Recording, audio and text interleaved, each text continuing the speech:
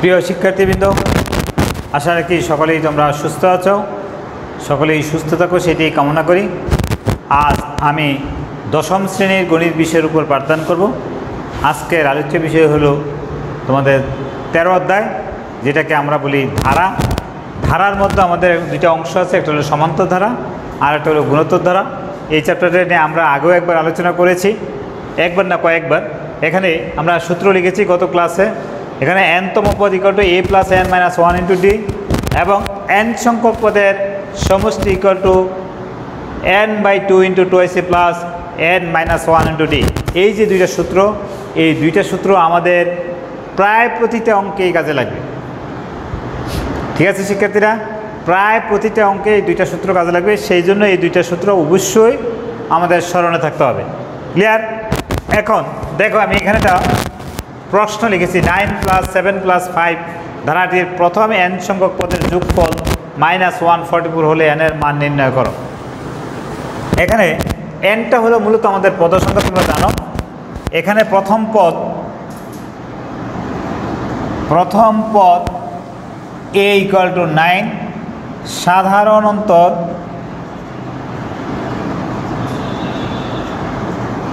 অন্তর d is equal to 7 minus 9 equal to -2, 5 minus 7 equal to -2।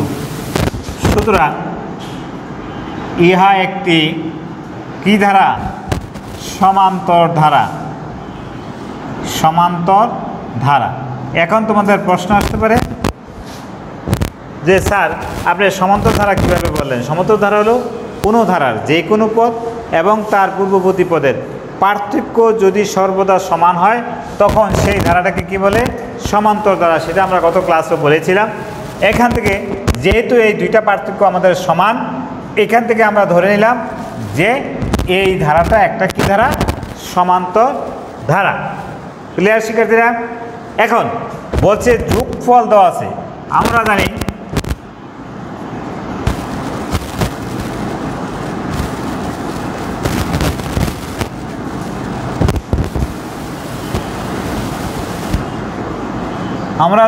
n সংখ্যক পদের যোগফল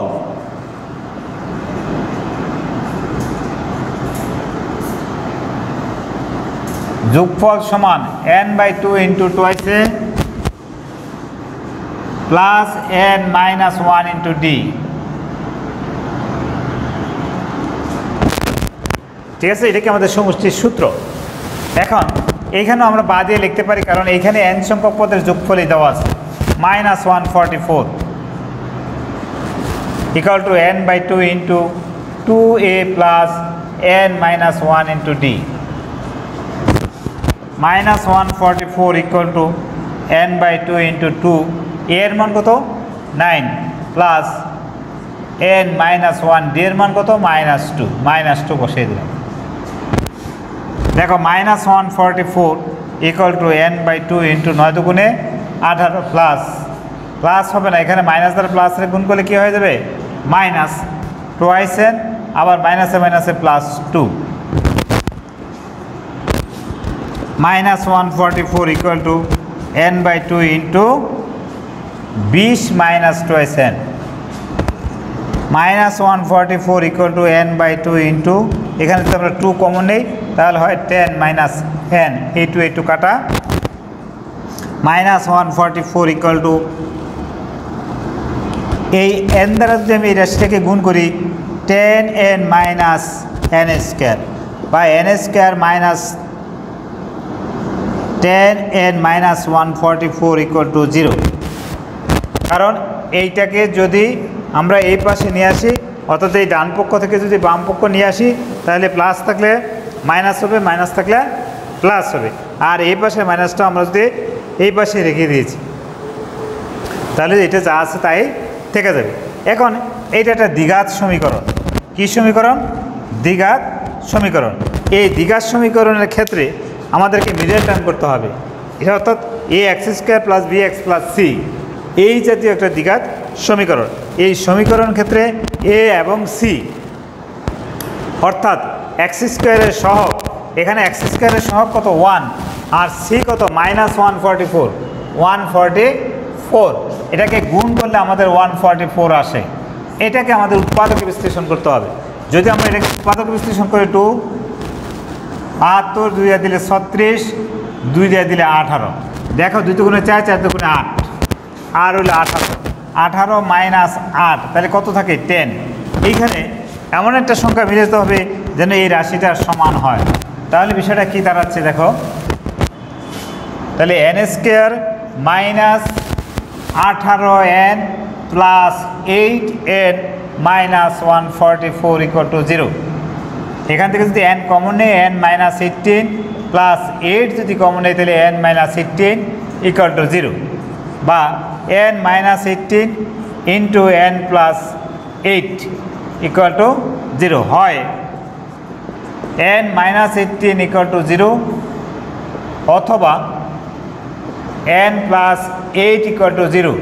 সুতরাং n ইজ ইকুয়াল টু 18, সুতরাং n ইকুয়াল টু মাইনাস 8।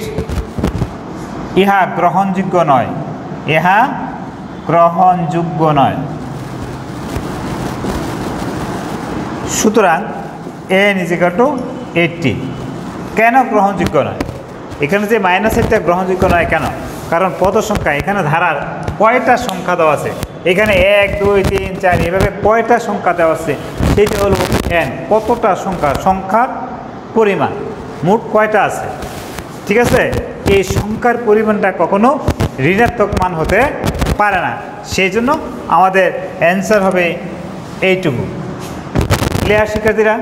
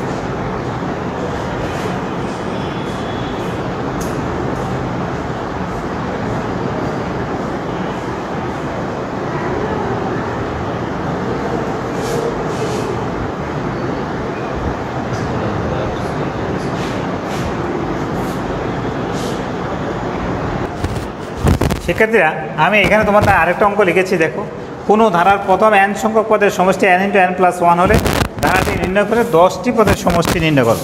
কয়টি পদের সমষ্টি? 10টি পদের সমষ্টি নির্ণয় করতে হবে। দেওয়া আছে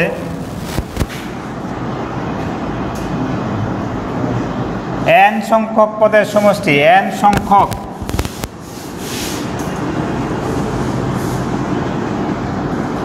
পদের সমষ্টি Sn equal to n into n plus 1, n into n plus 1। এটা হলো সমীকরণ নাম্বার 1। এখন 1 নং সমীকরণে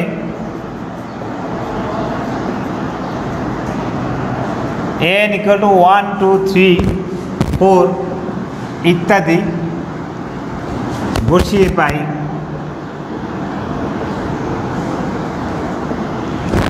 n ইজ ইকুয়াল টু 1 হলে S1 equal to 1 into 1 plus 1 equal to 2. n is equal to 2 হলে s of 2 equal to 2 into 2 plus 1 equal to 3 6. n equal to 3 হলে s of 3 equal to 3 into 3 plus 1 equal to 4 3 4 12. n is equal to 4 হলে S of 4 equal to 4 into 4 plus 1, অর্থাৎ এখানে N এর জায়গায় 1 2 3 4 ইত্যাদি বসালাম, 4 5 4 5 20। এইভাবে এটা চলমান, এইভাবে কি এটা চলমান চলতেছে, এইভাবে চলতেছে। এখন দেখো এটা কিন্তু প্রথম পদের সমষ্টি, এইটা হলো প্রথম দুইটা পদের সমষ্টি, এটা হলো প্রথম তিনটা পদের সমষ্টি, এটা হলো প্রথম চারটি পদের সমষ্টি। ক্লিয়ার শিক্ষার্থীরা? অর্থাৎ প্রথম দিকের এই চারটা, একটা ধারা লিখলে আমাদের প্রথম চারটা পদ যোগ করলে হবে 20, প্রথম তিনটা পদ যোগ করলে হবে 12, প্রথম দুইটা পদ যোগ করলে হবে 6, আর প্রথম পদটা হলো 2। সুতরাং ধারাটির প্রথম পদ, ধারাটির প্রথম পদ থেকে আমরা T1 দ্বারা প্রকাশ করি, যেখান থেকে আসছে টার্ম। ধারাটির দ্বিতীয় পদ T2 is equal to 6 minus 2, অর্থাৎ S2 minus S1 equal to 4। ধারাটির তৃতীয় পদ T3 equal to S of 3 minus S of 2 equal to 12 minus 6 equal to 6. That is চতুর্থ পদ T of 4 equal to S of 4 S4 minus S3, অর্থাৎ 20 minus 12 equal to 8। এইভাবে ধারাটা কি আবার চলতেছে। সুতরাং ধারাটি সমান 2 plus 4 plus 6 plus 8 plus dot dot dot. এখন দেখো এইটা হলো আমাদের ধারা 2 প্লাস 4 প্লাস 6 প্লাস 8 প্লাস, যেহেতু এখানে ডট ডট আছে এখানে এটা ইনফিনিটি পর্যন্ত হতে পারে। এটা হলো আমাদের বলছে ধারাটি নির্ণয় করে 10টি পদের সমষ্টি নির্ণয় করো। এখন আমাদের 10টি পদের সমষ্টি আমরা দুইভাবে বের করতে পারি। সেটাকে যেমন, যেহেতু ধারাটি নির্ণয় করে বোঝে, তাহলে আমাকে ধারা থেকে নির্ণয় করাটাই হলো সুবিধাজনক। ঠিক আছে? এখানে প্রথম পদ a ইকুয়াল টু 2, সাধারণ অন্তর b is equal to 4 minus 2, 4 minus 2 equal to 2। সাধারণ অন্তর পেয়ে গেলাম 2। এখন বলছে যে 10টি পদের সমষ্টি, তাহলে পদ সংখ্যা n ইজ ইকুয়াল টু 10। সুতরাং 10টি পদের সমষ্টি, 10টি পদের সমষ্টি s of 10 equal to 10/2 into twice a plus 10 minus 1 into d। এই যে আমাদের n সংখ্যক পদের সমষ্টির যে সূত্র, এই সূত্র অনুসারে। এখন তাহলে 5 ইন্টু 2, a এর মান কত 2, প্লাস 9 ইন্টু d এর মান 2, 5 ইন্টু 4 প্লাস 18 22, 5 ইন্টু 22, 5 দুগুণে 10 শূন্য করেছে 1, 5 দুগুণে 10 আর 11। এটি হলো আমাদের ধারাটি নির্ণয় করে 10টি পদের সমষ্টি নির্ণয় করো। এখন কেউ যদি আমাকে বলে যে স্যার, যেহেতু বলছে যে ধারাটি নির্ণয় করো, যদি বলতো আমাদেরকে ধারাটি নির্ণয় করো, তাইলে আমরা এইটুকু পর্যন্ত ধারা নির্ণয় করে ফেলেছি। কোথায়? এই যে এইটুকু পর্যন্ত আমরা ধারাটি নির্ণয় করে ফেলেছি। এখন আমাকে যদি বলতো যে শুধু 10টি পদের সমষ্টি নির্ণয় করো, তাহলে আমরা এইখানে n এর জায়গায় 10 বসিয়ে দিয়ে গুণ করলেই আমাদের n 10 n 10, এখানে 10 যোগ 1 11, 11 10 110 হয়ে যেত 110। ক্লিয়ার শিক্ষার্থীরা? আমরা ওইভাবেও করতে পারতাম, কিন্তু এখন আমাকে করতে হয়েছে যেই কারণে ধারাটি নির্ণয় করে বলছে, এই ধারা থেকে আমাকে 10টি পদের সমষ্টি নির্ণয় করতে হবে। ক্লিয়ার শিক্ষার্থীরা? প্রিয় শিক্ষার্থীবৃন্দ, এখানে একটি সমান্তর ধারার প্রথম 12 পদের সমষ্টি 144 এবং প্রথম 20 পদের সমষ্টি 560 হলে প্রথম 6টি পদের সমষ্টি নির্ণয়। এটাকে যেহেতু ধারাটা বলে দিয়েছে সমান্তর ধারা, মনে করি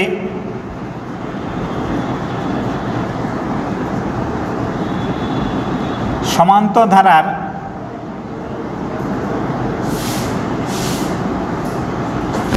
প্রথম পদ এ সাধারণ অন্তর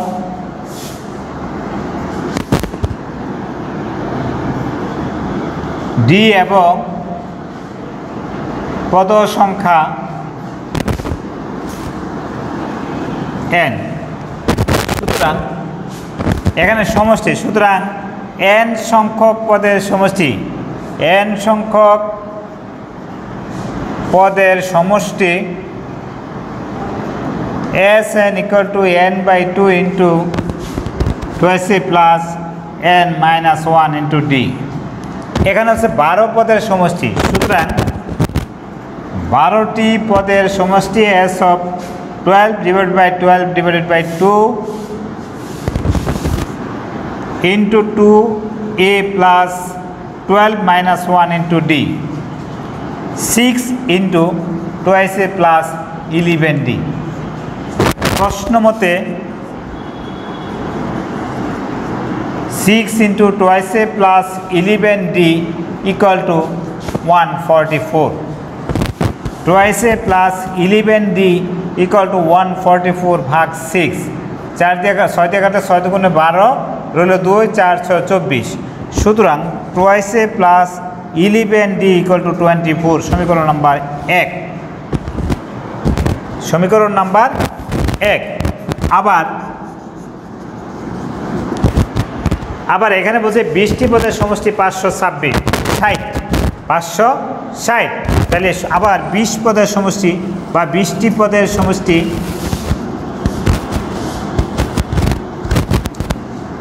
equal to 20/2 into 2ac plus 20 minus 1 into D.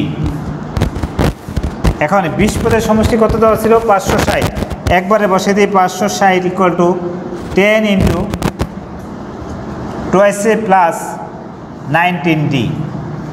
উভয় পক্ষকে যদি 10 দ্বারা ভাগ করি তাহলে 56 equal to 10 into 2ac plus 19d। সুতরাং 10 দ্বারা ভাগ করলে এটা ভ্যানিশ হয়ে যাবে, এটা 560-এর জায়গায় 56 এসে পড়বে। সুতরাং 2ac plus 19d equal to 56। এটা হলো আমাদের সমীকরণ নাম্বার 2। সমীকরণ নাম্বার 2। এখন দেখো এটা যদি আমাদের সমীকরণ নাম্বার 2 হয়, এখন 2 নং সমীকরণ থেকে 1 নং সমীকরণ বিয়োগ করে পাই। লিখি 2 নং সমীকরণ হতে 1 নং সমীকরণ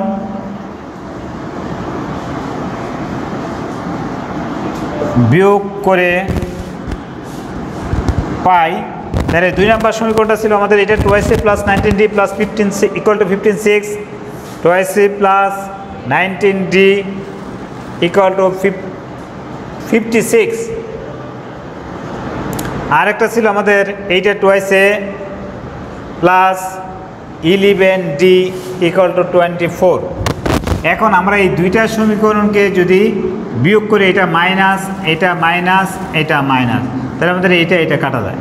তাহলে এইখানে থাকে 8d ইকুয়াল টু 2, 3 32, তাহলে d equal to 32 divided by 8, কাটলে 4, সুতরাং d ইকুয়াল টু 4। d এর মান 1 নং সমীকরণে বসিয়ে পাই, d এর মান 1 নং সমীকরণে বসিয়ে পাই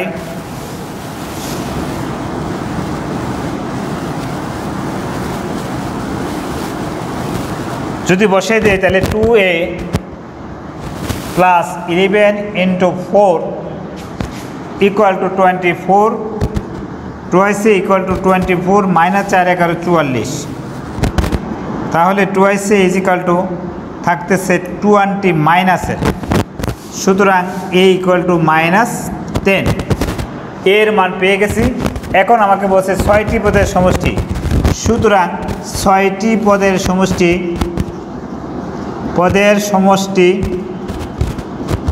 s of 6 equal to 6/2 into 2ac plus 6 minus 1 into d। এখানে 3 into 2 এর মান কত?